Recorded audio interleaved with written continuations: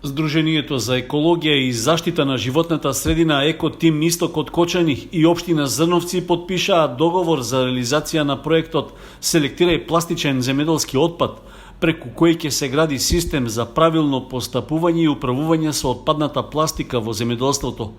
Заедно со партнерската компанија Екопроект Ко од Кочани ќе се работи на обезбедување потребни ресурси за собирање и селекција на пластичниот отпад од земјоделството, како и вклучување на најмалку 10% од земјоделците во општината да менаџираат со пластичната отпадна амбалажа. Целта е да се постават темели на еден поинаков третман на отпадот од земјоделието и да се подигне свеста за здрава и чиста животна средина.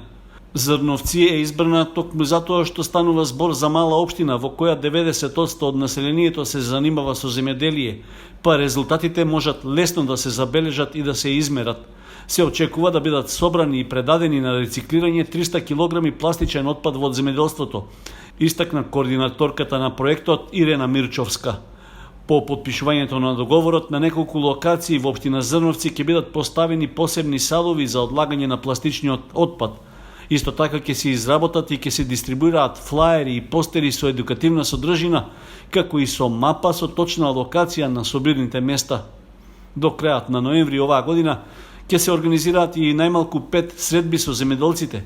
На нив тие ќе се запознаат со штетното влијание на пластичниот отпад врз животната средина.